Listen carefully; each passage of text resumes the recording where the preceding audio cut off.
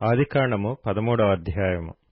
అబ్రాము తనకు కలిగిన సమస్తమును, తన భార్యను, తనతో కూడానున్న లోతును వెంటబెట్టుకుని ఐగుప్తులో నుండి నెగెబుకు వెళ్ళెను. అబ్రాము వెండి బంగారము పశువులు కలిగి బహు ధనవంతుడై యుండెను. అతడు ప్రయాణము చేయుచు దక్షిణము నుండి బేతెలు వరకు, అనగా బేతెలుకును హాయికిని మధ్య తన గుడారము మొదట ఉండిన స్థలము వరకు వెళ్లి తాను మొదట బలిపీఠము కట్టిన చోట చేరెను. అక్కడ అబ్రాము యెహోవా నామమున ప్రార్థన చేసెను. అబ్రాముతో కూడా వెళ్లిన లోతుకును గొర్రెలు, గొడ్లు, గుడారములు ఉండెను గనుక వారు కలిసి నివసించుటకు ఆ ప్రదేశము చాలకపోయెను. ఎందుకనగా వారి ఆస్తి వారు కలిసి నివసించలేనంత విస్తారమై ఉండెను. అప్పుడు అబ్రాము పశువుల కాపరులకును లోతు పశువుల కాపరులకును కలహము పుట్టెను. ఆ కాలమందు కనానీయులు, పెరిజ్జీయులు ఆ దేశంలో కాపురముండిరి. కాబట్టి అబ్రాము, మనము బంధువులము గనుక నాకును నీకును, నా పశువుల కాపరులకును నీ పశువుల కాపరులకును కలహముండకూడదు. ఈ దేశమంతయు నీ ఎదుట నున్నది కదా, దయచేసి నన్ను విడిచి వేరుగా నుండుము. నీవు ఎడమ తట్టునకు వెళ్లిన ఎడల నేను కుడి తట్టుకును, నీవు కుడి తట్టునకు వెళ్లిన ఎడల నేను ఎడమ తట్టునకును వెళ్ళుదునని లోతుతో చెప్పగా, లోతు తన కన్నులెత్తి యొర్దాను ప్రాంతమంతటిని చూచెను. యెహోవా సొదొమ గొమొర్రా అను పట్టణములను నాశనము చేయక ముందు సోయరుకు వచ్చు వరకు అదంతయు యెహోవా తోట వలెనో ఐగుప్తు దేశము వలెనో నీళ్లు పారు దేశమై ఉండెను. కాబట్టి లోతు తనకు యొర్దాను ప్రాంతమంతటిని ఏర్పరచుకొని తూర్పుగా ప్రయాణం చేసెను. అట్లు వారు ఒకరినొకరు వేరైపోయిరి. అబ్రాము కనానులో నివసించెను. లోతు ఆ మైదానమందున్న పట్టణముల ప్రదేశములలో కాపురముండి సొదొమ దగ్గర తన గుడారము వేసుకొనెను. సొదొమ మనుష్యులు దుష్టులను, యెహోవా దృష్టికి బహు పాపులునై యుండిరి. లోతు అబ్రామును విడిచిపోయిన తరువాత యెహోవా, ఇదిగో నీ కన్నులెత్తి నీవు ఉన్న చోట నుండి ఉత్తరపు తట్టు, దక్షిణపు తట్టు, తూర్పు తట్టు, పడమర తట్టును చూడుము. ఎందుకనగా నీవు చూచుచున్న ఈ దేశమంతటిని నీకును నీ సంతానమునకును సదాకాలము ఇచ్చెదను. మరియు నీ సంతానమును భూమి మీద నుండు రేణువుల వలె విస్తరింపచేసెదను.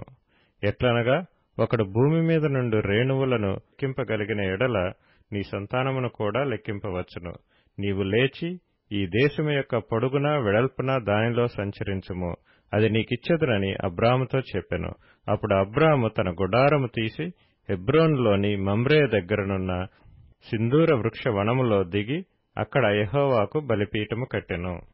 ఆదికాండము 14వ అధ్యాయము.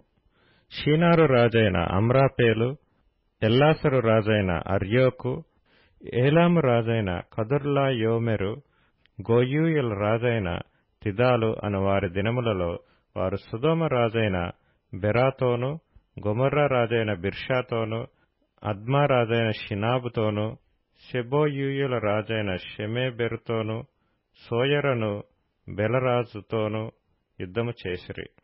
వీరందరూ ఉప్పు సముద్రమైన సిద్దీము లోయలో ఏకముగా కూడి 12 సంవత్సరములు కదొర్లాయోమెరుకు లోబడి 13వ సంవత్సరమున తిరుగుబాటు చేసిరి. 14వ సంవత్సరమున కదొర్లాయోమెరును అతనితో కూడానున్న రాజులను వచ్చి అస్తారోత్ కర్నాయిములో రెఫాయీయులను, హాములో జూజీయులను, షావే కిర్యతాయిము మైదానములో ఏమీయులను కొట్టిరి. మరియు హోరీయులను అరణ్యము దగ్గరనున్న ఏల్పరాను వరకు తరిమి శేయీరు పర్వత ప్రదేశములో వారిని కొట్టిన తరువాత తిరిగి కాదేషును ఏన్మిష్పతుకు వచ్చి అమాలేకీయుల దేశమంతటికిని హససోన్ తామారులో కాపురమున్న అమోరీయులను కూడా కొట్టిరి. అప్పుడు సొదొమ రాజును, గొమొర్రా రాజును, అద్మా రాజును, సెబోయీము రాజును, సోయరను బెలరాజును బయలుదేరి సిద్దీము లోయలో వారితో, అనగా ఏలాము రాజైన కదొర్లాయోమెరు, గోయూయుల రాజైన తిదాలు, షీనారు రాజైన అమ్రాపేలు, ఎల్లాసరు రాజైన అర్యోకు, అను నలుగురితో ఆ 5 రాజులు యుద్ధము చేసిరి. ఆ సిద్దీము లోయలో విస్తారమైన మట్టి కీలు గుంటలు ఉండెను. సొదొమ గొమొర్రాల రాజులు పారిపోయి వాటిలో పడిరి. శేషించిన వారు కొండకు పారిపోయిరి. అప్పుడు వారు సొదొమ గొమొర్రాల ఆస్తి యావత్తును వారి భోజన పదార్థములన్నీయు పట్టుకొని పోయిరి. అప్పుడు అబ్రాము సహోదరుని కుమారుడైన లోతు సొదొమలో కాపురముండెను గనుక అతనిని అతని ఆస్తిని పట్టుకొని పోగా తప్పించుకొనిన ఒకడు వచ్చి హెబ్రీయుడైన అబ్రామునకు ఆ సంగతి తెలిపెను. అప్పుడతడు ఎష్కోలు సహోదరుడును ఆనేరు సహోదరుడునైన మమ్రే అను అమోరీయుని ఏలోను వనములో కాపురముండెను. వీరు అబ్రాముతో నిబంధన చేసుకొనినవారు. అబ్రాము తన తమ్ముడు చెరపట్టబడినని విని తన ఇంట పుట్టిన అలవర్చబడిన 310 మండుగురిని వెంటబెట్టుకుని దాను మట్టుకు ఆ రాజులను తరిమెను. రాత్రివేళ అతడును అతని దాసులను వారికెదురుగా మొనలు తీర్చి వారిని కొట్టి దమస్కునకు ఎడమ తట్టున్న హోబా మట్టుకు తరిమి ఆస్తి యావత్తు తిరిగి తెచ్చి తన తమ్ముడైన లోతును అతని ఆస్తిని స్త్రీలను ప్రజలను తిరిగి తీసుకొని వచ్చెను. అతడు కదొర్లాయోమెరును అతనితో కూడానున్న రాజులను ఓడించి తిరిగి వచ్చినప్పుడు సొదొమ రాజు అతనిని ఎదుర్కొనుటకు రాజులోయ అను షావే లోయ మట్టుకు బయలుదేరి వచ్చెను. మరియు షాలేము రాజైన మెల్కీసెదెకు రొట్టెను ద్రాక్షారసమును తీసుకొని వచ్చెను. అతడు సర్వోన్నతుడగు దేవునికి యాజకుడు. అప్పుడతడు అబ్రామును ఆశీర్వదించి ఆకాశమునకును భూమికిని సృష్టికర్తయును సర్వోన్నతుడునైన దేవుని వలన అబ్రాము ఆశీర్వదించబడునుగాకనియు నీ శత్రువులను నీ చేతికి అప్పగించిన సర్వోన్నతుడగు దేవుడు స్తుతింపబడునుగాక అనియు చెప్పెను. అప్పుడతడు అన్నిటిలో అతనికి 10వ వంతు ఇచ్చెను. సొదొమరాజు మనుష్యులను నాకిచ్చి ఆస్తిని నీవే తీసుకొనుమని అబ్రాముతో చెప్పగా అబ్రాము నేనే అబ్రామును ధనవంతునిగా చేస్తునని నీవు చెప్పకుండునట్లు ఒక నూలుపోగైనను చెప్పులవారైనను నీ వాటిలో ఏదైనను తీసుకొననని ఆకాశమునకును భూమికిని సృష్టికర్తయును సర్వోన్నతుడును దేవుడునైన యెహోవా ఎదుట నా చేయి ఎత్తి ప్రమాణము చేసియున్నాను. అయితే ఈ పడుచువారు భుజించినది తప్ప నాతో కూడా వచ్చిన ఆనేరు ఎష్కోలు మమ్రే అనువారికి ఏ ఏ భాగములు రావాలనో ఆయా భాగములు మాత్రము వారిని తీసుకొననిమ్మని సొదొమ రాజుతో చెప్పెను. ఆదికాండము 15వ అధ్యాయము. ఇవి జరిగిన తరువాత యెహోవా వాక్యము అబ్రామునకు దర్శనమందు వచ్చి, అబ్రామా, భయపడకుము, నేను నీకు కేడెము, నీ బహుమానము అత్యధికమగునని చెప్పెను. అందుకు అబ్రాము, ప్రభువైన యెహోవా నాకేమి ఇచ్చిననేమి? నేను సంతానము లేనివాడనైపోతున్నానే. దమస్కు ఎలియేజరే నా ఇంటి ఆస్తికర్తయగును గదా. మరియు అబ్రాము, ఇదిగో నీవు నాకు సంతానమియ్యలేదు గనుక నా పరివారములో ఒకడు నాకు వారసుడగునని చెప్పగా యెహోవా వాక్యము అతని యొద్దకు వచ్చి, ఇతడు నీకు వారసుడు కాడు, నీ గర్భవాసమున పుట్టబోచున్నవాడు నీకు వారసుడగునని చెప్పెను. మరియు ఆయన వెలుపలికి అతని తీసుకొని వచ్చి, నీవు ఆకాశము వైపు తేరిచూచి నక్షత్రములను లెక్కించుటకు నీ చేతనైతే లెక్కించుమని చెప్పి, నీ సంతానము అలాగవునని చెప్పెను. అతడు యెహోవాను నమ్మెను, ఆయన అది అతనికి నీతిగా ఎంచెను. కీర్తనల గ్రంథము నుండి 5వ కీర్తన. నేనైతే నీ కృపాతిశయమును బట్టి నీ మందిరములో ప్రవేశించెదను. నీ ఎడల భయభక్తులు కలిగి నీ పరిశుద్ధాలయము దిక్కుచూచి నమస్కరించెదను. యెహోవా, నా కొరకు పంచియున్న వారిని బట్టి నీ నిత్యానుసారముగా నన్ను నడిపింపుము. నీ మార్గమును నాకు స్పష్టముగా కనపరచుము. వారి నోట యథార్థత లేదు, వారి అంతరంగము నాశనకరమైన గుంట, వారి కంఠము తెరచిన సమాధి, వారు నాలుకతో ఇచ్చకములాడుదురు. దేవా, వారు నీ మీద తిరుగుబడియున్నారు, వారిని అపరాధులనుగా తీర్చుము. వారు తమ ఆలోచనలలో చిక్కుబడి కూలుదురుగాక. వారు చేసిన అనేక దోషములను బట్టి వారిని వెలివేయుము.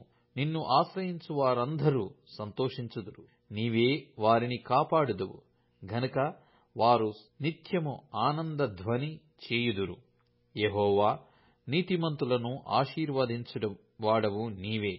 కేడెముతో కప్పినట్లు నీవు వారిని దయతో కప్పెదవు.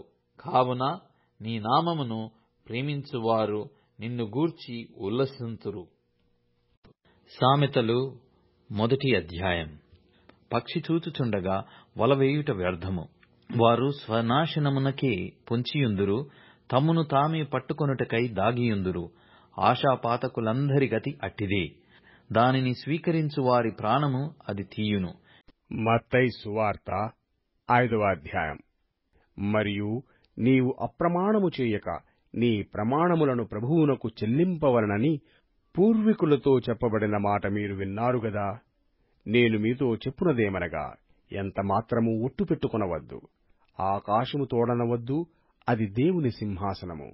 భూమి తోడనవద్దు, అది ఆయన పాదపీఠము. యెరూషలేము తోడనవద్దు, అది మహారాజు పట్టణము. నీ తలతోడని ఒట్టు పెట్టుకొనవద్దు. నీవు ఒక వెంట్రుకనైనను తెలుపుగా గాని నలుపుగా గాని చేయలేవు. మీ మాట అవునంటే అవును, కాదంటే కాదు అని ఉండవలెను. వీటికి మించినది దుష్టుని నుండి పుట్టునది. కంటికి కన్ను, పంటికి పళ్ళు అని చెప్పబడిన మాట మీరు విన్నారు గదా. నేను మీతో చెప్పునదేమనగా, దుష్టుని ఎదిరింపక నిన్ను కుడి చెంప మీద కొట్టువాని వైపునకు ఎడమ చెంప కూడా త్రిప్పుము. ఎవడైనా నీమీద వాజ్యము చేసి నీ అంగీ తీసుకొనగోరిన ఎడల వానికి నీ పైవస్త్రము కూడా ఇచ్చివేయుము. ఒకడు 1 మైలు దూరము రమ్మని నిన్ను బలవంతము చేసిన ఎడల వానితో కూడా 2 మైళ్లు వెళ్ళుము. నిన్ను అడుగువానికిమ్ము. నిన్ను అప్పు అడుగ గోరువాని నుండి నీ ముఖము త్రిప్పుకొనవద్దు. నీ పొరుగువాని ప్రేమించి నీ శత్రువును ద్వేషించమని చెప్పబడిన మాట మీరు విన్నారు గదా. నేను మీతో చెప్పునదేమనగా, మీరు పరలోకమందున్న మీ తండ్రికి కుమారులై యుండునట్లు మీ శత్రువులను ప్రేమించుడి. మిమ్మును హింసించు వారి కొరకు ప్రార్థన చేయుడి. ఆయన చెడ్డవారి మీదనూ మంచివారి మీదనూ తన సూర్యుని ఉదయింపజేసి నీతిమంతుల మీదనూ అనీతిమంతుల మీదనూ వర్షము కురిపించుచున్నాడు. మీరు మిమ్మును ప్రేమించు వారినే ప్రేమించిన ఎడల మీకేమి ఫలము కలుగును? సుంకరులను అలాగు చేయుచున్నారు గదా. మీ సహోదరులకు మాత్రము వందనము చేసిన ఎడల మీరు ఎక్కువ చేయుచున్నదేమి? అన్యజనులను అలాగు చేయుచున్నారు గదా. మీ పరలోకపు తండ్రి పరిపూర్ణుడు గనక మీరును పరిపూర్ణులుగా ఉండెదరు. మత్తయి సువార్త 6వ అధ్యాయం. మనుష్యులకు కనబడవలనని వారి ఎదుట మీ నీతి కార్యము చేయకుండా జాగ్రత్తపడుడి. లేని ఎడల పరలోకమందున్న మీ తండ్రి యొద్ద మీరు ఫలము పొందరు. కావున నీవు ధర్మము చేయునప్పుడు మనుష్యుల వలన ఘనత నొందవలనని వేషధారులు సమాజ మందిరములలోనూ వీధులలోనూ చేయులాగున నీ ముందర బూర ఊదింపవద్దు. వారు తమ ఫలము పొందియున్నారని నిశ్చయముగా మీతో చెప్పుచున్నాను. నీవైతే ధర్మము చేయునప్పుడు నీ ధర్మము రహస్యముగా నుండు నిమిత్తము నీ కుడి చెయ్య చేయునది నీ ఎడమ చేతికి తెలియకయుండవలెను. అట్లయితే రహస్యమందు చూచు నీ తండ్రి నీకు ప్రతిఫలమిచ్చును.